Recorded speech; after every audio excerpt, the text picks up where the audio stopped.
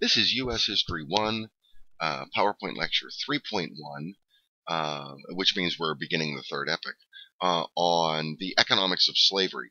And what we're driving at here is what we want to show is why slavery as a labor system is essentially inconsistent with the foundational principles, the basic principles of capitalistic economics. And the underlying argument that we're getting at is that slavery as a labor system was over time being phased out of the South. It had already taken place in the Upper South. Most of the states in the Upper South had already sold off their slaves to mostly to the producers in the southern states. We want to look at the difficulties here. Now, in economics, any economics, there are essentially two forces. There is the force of consumption and there is the force of production. We're going to look at both of these in turn and show why slavery as a labor system is inconsistent with both of them. Now, first, in terms of consumption, at the time of the war between the states, there were approximately 3.7 million slaves in the southern states, in the slave-owning states. Now, and it's something, you see a point, I raise a point of Marx here. One of the foundational underpinnings, one of the underlying infrastructure foundations of capitalism is the idea of conspicuous consumption. For capitalism to flourish, it is absolutely essential that people buy things beyond their basic subsistence needing.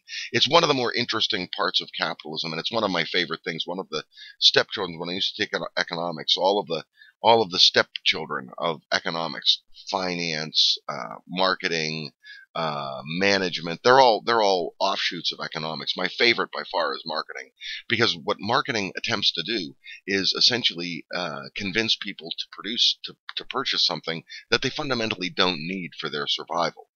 This is the basis of capitalism. It's a wonderful enterprise. If all of the offshoots of economics were to get together at a party, the marketing people would be the guys wearing the Bermuda shorts and the funny Hawaiian shirts. You know, they'd also probably be the drunkest.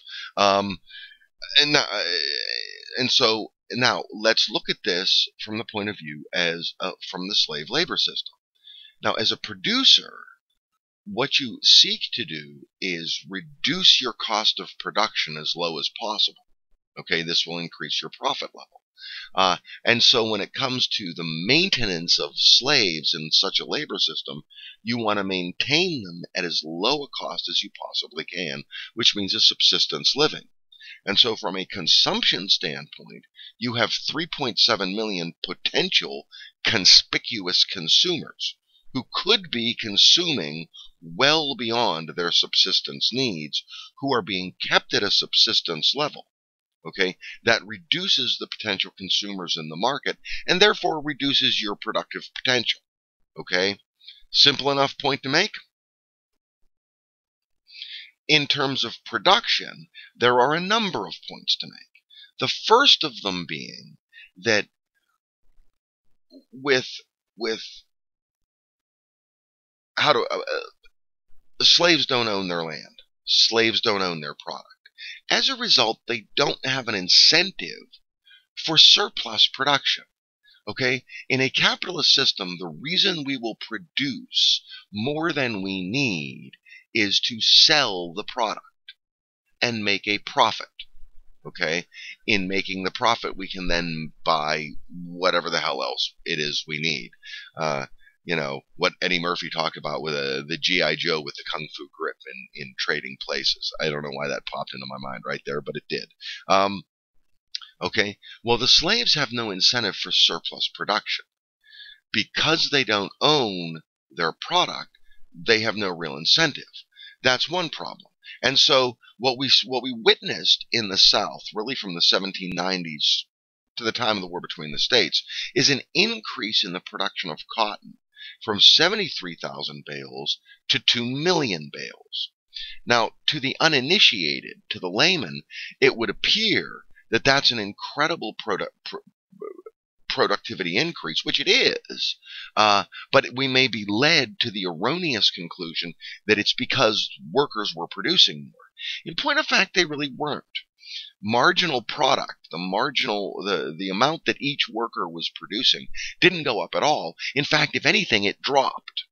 Okay? Instead, this increase is explicable through basically two things. One, technological advancement, most notably the cotton gin, which was invented in 1793. Okay, which we've talked about before.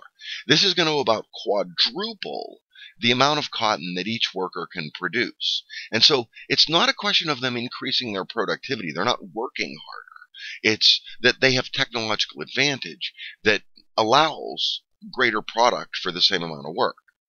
And the second thing that explains this massive increase is the massive increase in acreage devoted to cotton with the westward expansion, particularly Mississippi, Alabama, Louisiana, and ultimately Texas. When Texas comes into the Union in the 1840s, they're prime, especially eastern Texas. Western Texas really isn't prime country for anything. For those of you who've ever had the misfortune of being to West Texas is largely a hot, miserable dust bowl. Eastern Texas, on the other hand, is quite nice. Eastern Texas is cotton country. And so with the inclusion of that and the other western states moving into the Mississippi area, the Mississippi Delta, you have a massive increase in the acreage devoted to cotton production, partially explaining the increased production in cotton.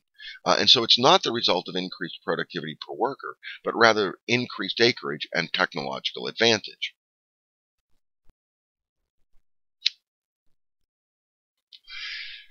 We've discussed this idea before, this idea of terms of trade. Now, we want to start with the simplest definition possible, and it's a definition that we've used throughout the class. Terms of trade, very simply put, are money in versus money out. Okay, now let's take a look at this from the perspective of the southern slaveholding states. And we've talked about this, we've tangentially talked about this before. We're going to hit it full force now. First of all, what do we see happening in terms of trade policy? And I suppose we should preface this by saying that the large part of the demand for southern cotton, comes from two sources. It comes from foreign demand and it comes from domestic demand. Simple enough logical point. It can either come from foreign demand or domestic demand. Well, that domestic demand is going to come from the increased manufacturing sector in the United States. But that's not going to be enough of an increase to support the production increases in cotton that take place during the early 19th century that we just talked about. We went from 73,000 bales to 2 million bales. Well, that increased production is not entirely going to be soaked up by the increased manufacturing production in the north. Okay, the increased manufacturing production in the north will only account for a small portion of that, actually, as it works out. The larger portion is going to come from foreign trade. Okay, so the southern states are dependent, and we've talked about this before, the southern states are dependent on foreign exports. Well, now let's look at trade policy in the United States, and we've talked about this. It's been one of our more contentious issues as we've gone through U.S. history, and particularly the discussion in Epic 2 with trade policy. The United States begins, really in 1789, as soon as the Constitution's passed, to introduce and implement a protectionist trade regime to accomplish two things: to raise government revenue and to protect the fledgling manufacturing sector that's now developing in the United States, to protect it from foreign competition. And so we have this list here: the Tariff of 1789, the Tariff of 1792, the Embargo Act of 1807, the Non-Intercourse Act of 1809. We could have included Macon's Bill in 1810, Tariff of 1816. Then we had the Tariff of Abominations, the Compromise Tariff. All of this we've talked about. Okay, well, that institutes a protectionist trade regime. Now we want to look at what that's going to do to the southern slaveholding states, to the cotton. We don't even have to call them the southern slaveholding states. We can call them the cotton-producing states, the states that are dependent on exports. Okay, simply put, that's going to increase the price of manufactured goods, and we'll see why. And it's going to decrease the overall market for their cotton, which is going to decrease demand and hence decrease the price. We take a look at that in greater detail here. Okay, first of all, you're going to have a price increase of manufactured goods. This is the result of a reduction in competition. And for those of you, I could have put, one of those classic economics graphs here to show you, but it's easy enough just to explain in layman's terms. And for those of you who have had some experience with economics, you know this. A reduction in competition, what the protectionism is going to do is reduce competition in the manufacturing sector in the U.S. Why? Because the protectionist policy institutes tariffs, which is a tax on foreign goods. This increases the price of foreign goods. Okay? That will do two things. It will increase the overall price of the product and reduce competition. Both of these things have an inflationary effect. It's going to drive the price of manufactured goods up, which means for the cotton-producing states, the southern states that are purchasing manufactured goods, that means an increase in prices for their manufacturing purchases, which means more money out. And so on the one level, you have, as a result of the protectionist trade regime, which the South vehemently opposed, which is ultimately what led to our discussion of the nullification crisis. Calhoun decided that South Carolina wasn't going to abide by it, and Jackson told him that if he didn't abide by it, he would go down there and beat him senseless with an army. And so Calhoun decided to go along with it. Now, with that, so you have more money coming out of the South. Now, at the same time that that's happening, because of the Embargo Act, the Non-Intercourse Act, the protectionist regime, and retaliatory tariffs that are going to be passed against the United States, demand for Southern cotton is going to drop. And what do we know from basic economics 101? If the demand for the product drops, the price of the product will drop. And so the price of Southern cotton is going to drop. And so that means less money coming in. And so you have two forces at work in terms of trade for the South. At the same time, you have more money going out as a result of the increase in price for manufactured goods. You have less money coming in as a result of the reduced demand for cotton. Okay? Well, these two things collectively are going to degenerate Southern terms of trade. More money out, less money in. Okay, this will ultimately contribute and worsen Southern debt. In order to finance this ever-increasing debt of the South. Now add to this a couple of other factors. Okay, factor number one, at the same time this is happening, there is a westward migration going on. Okay, and so in addition to all this, the southern cotton producers are trying to purchase up more government land in the West. Mississippi, Alabama, ultimately Texas, Louisiana, Arkansas, they're purchasing up this land. That's increasing their money out. Okay, so add that factor. And the other factor, and of course into that we build all that discussion we had about the specie circular and the independent treasury system. And so in addition to that factor, you also have increased production. And the increased production is going to increase your need both for a slave population and for capital equipment. And so while you have this degenerative terms of trade relationship where you have more and more money going out and less money coming in, this is going to be exacerbated by the westward migration. Okay?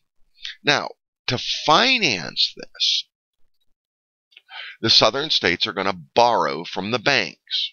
Okay? This is why consistently what we've seen through our discussion of U.S. history, particularly when we start to look at the Republican administration in the early 19th century, the southern states vehemently opposed a national banking system. The reason they vehemently opposed a national banking system is a national banking system is going to control the supply of money. And of course, the implication of this is that it's going to limit the supply of paper currency and the issuance of paper currency. Well, that's going to reduce bank reserves. And by reducing bank reserves, it's going to reduce the amount of money that they have for lending. So they vehemently oppose the national bank.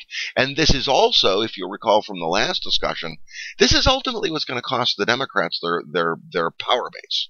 Okay, the power base that swept Andrew Jackson and the Democratic Party into the White House in 1828 was largely the Southern landowners, the plantation owners, okay, the commercial farmers in the South.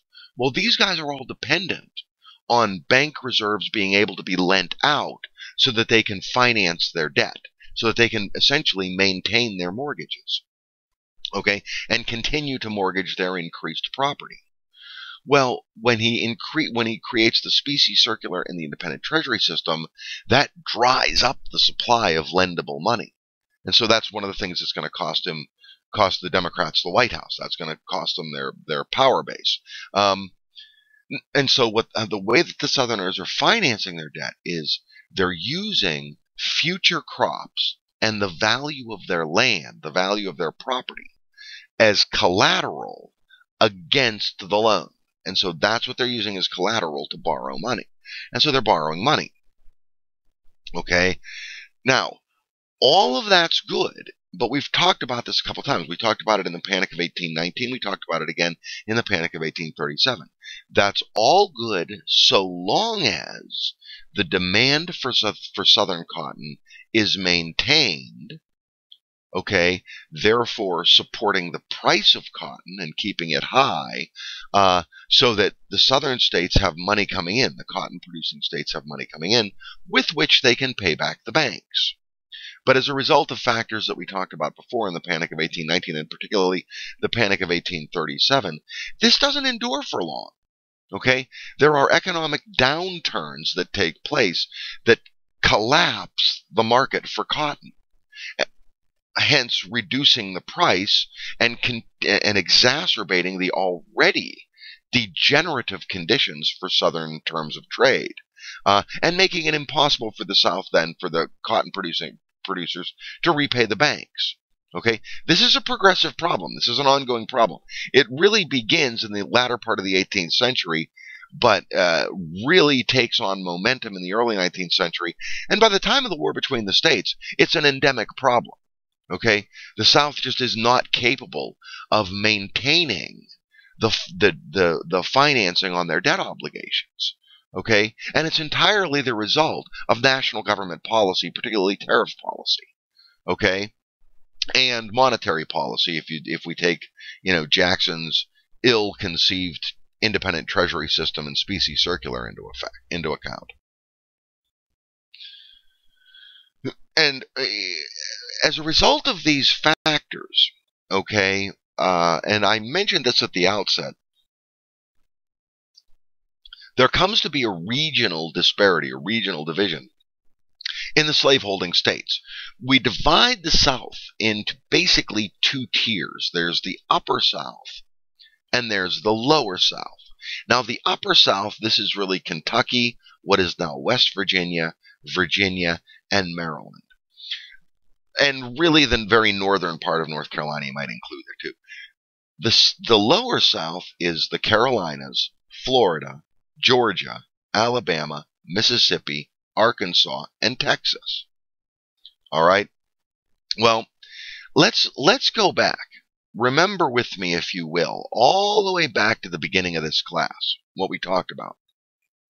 The primary product in the Upper South, okay, even up till this time, was tobacco, not cotton.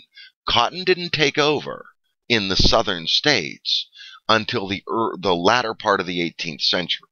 Okay, and it really only took hold in the Lower South, and this is because of the nature of cotton itself. For cotton to grow, what cotton requires as a crop is a lot of heat and a lot of wet. It needs a nice, hot, humid environment to grow.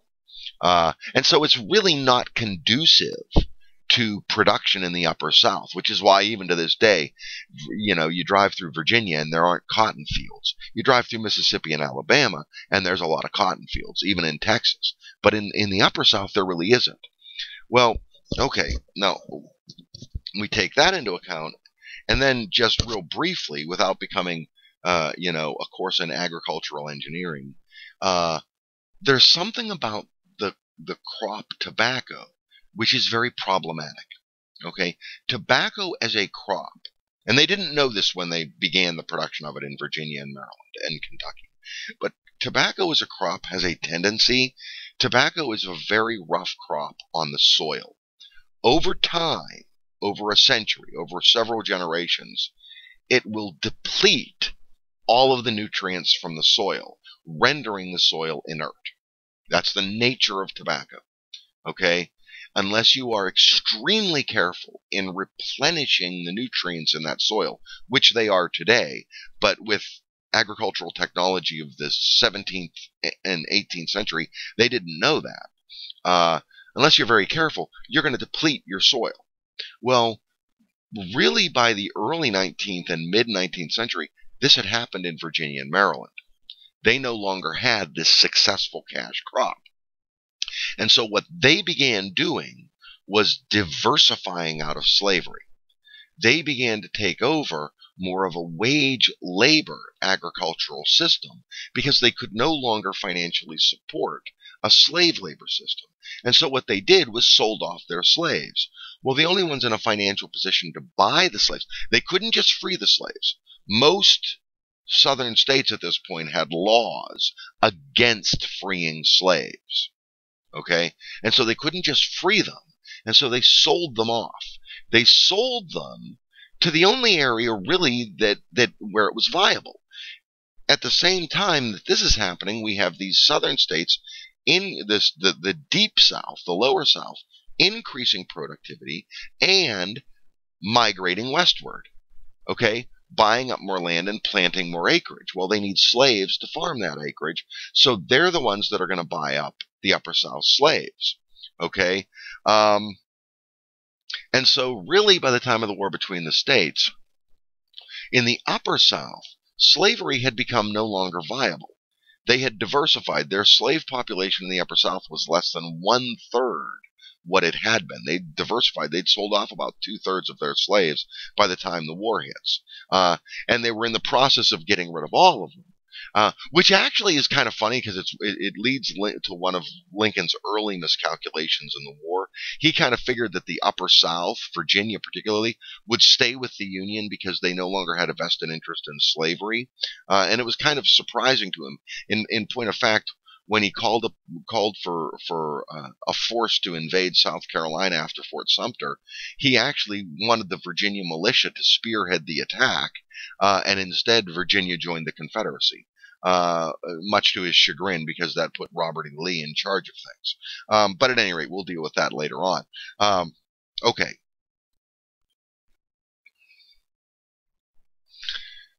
Into this mix now, add the technological advancements that take place, most notably the cotton gin, but there are others. There are the steam engine and things like that. It wasn't only manufacturing that used the steam engine. But at any rate, let's just think of the cotton gin and think of technological advance in general. Well, the primary thing the technological advance is going to do is increase productivity per worker. That's what it's going to do. And so with this technological advance, the production of cotton, as the production of anything with technological advance, as you improve technology, production becomes less labor intensive and more capital intensive. Okay? So as technological advancements take place, beginning in the latter 18th century and through the middle of the 19th century, the production of cotton becomes progressively less labor intensive. Well, your labor force is your slave population. As capital equipment, as capital technology comes online, you need then fewer and fewer laborers. As a result of this, the South finds itself, the cotton producers, okay, the slaveholders find themselves overcapitalized. When we think of this, and this is one of these things, and I understand it's not politically correct, but we have to kind of, in our minds, lock this down. What a slave constitutes, okay? And I understand this is politically correct, and so I'm going to issue some sort of disclaimer that the following statement in no way reflects the views of this station or network or school or whatever the hell you want to call it, all right? But in a slave labor system, slaves are really capital equipment. They are a device for manufacturing. Okay, so they are a machine. They are an animate tool. All right, which makes them kind of a quasi piece of capital. Okay, like a machine. All right, and so hence, as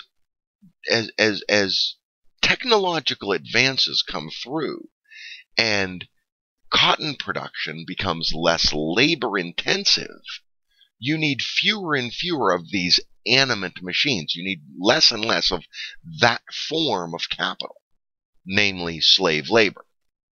The problem is that there are laws against freeing them, so you can't get rid of them. Okay? So you're stuck with them, and you're stuck with the maintenance cost of them. This is going to be an exacerbating situation to this terms of trade. Okay? And we'll deal with that in just a second. And so the last point I make here on this slide is, given less labor intensity, they need fewer slaves. But there's nothing they can do with them. Okay? Because we also want to remember this, that slaves represent an investment. Not only an investment, they are an expensive investment. At the heyday of the slave system in the mid 18th century to the early 18th century, to draw it to an equivalence of modern times, a slave was about the same price as a mid-level automobile. So a slave cost about $30,000 to buy. And then the maintenance cost on top of that. So you're dealing with a substantial capital investment here. You can't just shoot it any more than you would go out and shoot your car. What most people do with their cars, they sell them. Okay? We can't do that. I mean, the Upper South was able to do that in selling it to the Lower South. But you can't just scrap it. Okay? And so they're kind of stuck with it. And that's a point that we're going to reiterate kind of on the next slide and take a different look at it. Let's now look at that phenomenon of overcapitalization at a time of economic recession. Okay? And we've talked about these before. We talked about them with the Panic of 1819 and with the Panic of 1837. Typically speaking, in a capitalist system, in the system, even in a mixed economic system, which is technically what we have here in the United States in modern times, okay, in an economic system of that nature, okay, if there is a recession is such that consumer spending drops, therefore demand drops, therefore productivity drops.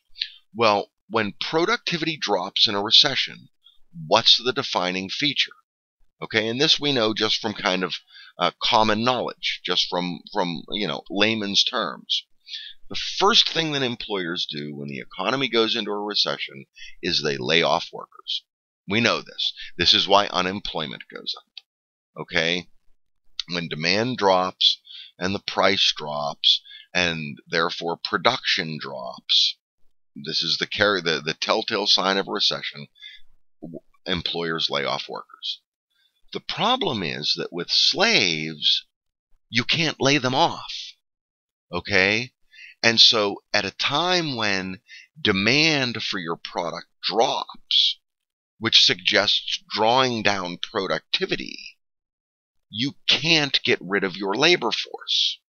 This leaves you even more overcapitalized and burdened with the maintenance of this capital. This is going to be one of the exacerbating features of both the Panic of 1819 and especially the Panic of 1837. This is going to contribute to this ongoing cyclical process, this endemic debt of the cotton producers, particularly, in the South, of the cotton producing states in the South. And that's why I say here at the end, it exacerbates the debt problem. Look into, reference back to the discussion of terms of trade. Now, finally, we have a question of opportunity cost. And I've kind of made mention of this before. Draw back with me just for a minute to the time of independence. At the time of independence for the United States, the southern states, which at that point were just then diversifying out of tobacco, rice, indigo, into cotton in the lower South, and maintaining tobacco in the upper South, okay? At that time, the New England states, and really the North in general, you had Pennsylvania that had a shipbuilding industry, okay? But mostly in all of the North, you really have very little, and especially in New England, you have nothing, okay? New England, then, is going to be the ones that instigate and begin to develop a manufacturing sector. Now, we look now at this phenomenon, at this idea, in terms of opportunity cost. Opportunity cost, simply put, is to do or to have one thing, you have to give up doing or having something else. Now let's look at this as manufacturing. For the New England states to begin manufacturing, they didn't have to give anything up. They didn't have a viable cash crop. They had really no viable economy. They were subsistence farming and subsistence manufacturing. So to develop a commercial manufacturing sector, they faced no opportunity cost at all. Okay? They transferred what resources they had into manufacturing. For the southern states, that's not the case. Okay, they had a thriving, lucrative agricultural industry. For them to have developed into manufacturing, they would have had to transfer all of those resources out of agriculture and into manufacturing, okay, which presents an enormous opportunity cost, which is why they really don't develop a manufacturing sector, much to their dismay, of course, when the War Between the States comes. When the War Between the States comes in 1861, about 80% of all production of manufactured goods is in the North, which enables them to just outproduce the South, which we'll deal with when we get to the War Between the States. Now, the other thing that's true that we look at in terms of opportunity cost. That's why I say it's not just a question of the profitability of slavery, which for reasons we've talked about already in this discussion, the profitability of slavery is an extremely unstable situation, okay? But even letting that argument aside, what we need to think about is the profitability of alternative means of production and alternative systems of labor other than slavery.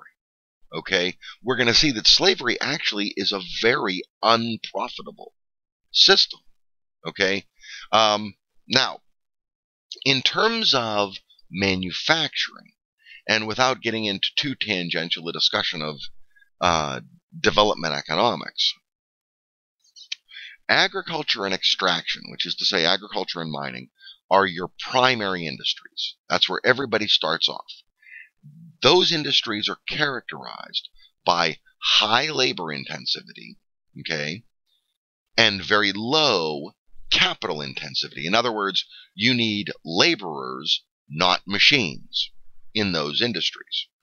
Well, as you move up in stages of development to light industry and to heavy industry, and to services, okay? And the manufacturing sector is light industry and heavy industry. In this class, we really don't talk about the development of heavy industry in the United States. That won't come online really till the 1850s. We mentioned it a little bit. But so light industry is what we were talking about. Well, as you move into industrial production and as you move into manufacturing, you move out of labor-intensive production and into capital-intensive production. In short, you need fewer workers and you need more equipment. You need more machines, and the workers that you do have to have a higher skill level. Okay? And so the manufacturing sector really is not conducive to a slave labor force. Okay? What's conducive, the only time a slave labor force is even remotely profitable is when you're dealing with a labor-intensive, productive industry. Manufacturing ain't that. Which is why slavery never really comes on as a system in New England or in the middle colonies. Okay? They have a few slaves as house servants, and those are only the really wealthy that will have those. Your common person can't afford that. Okay?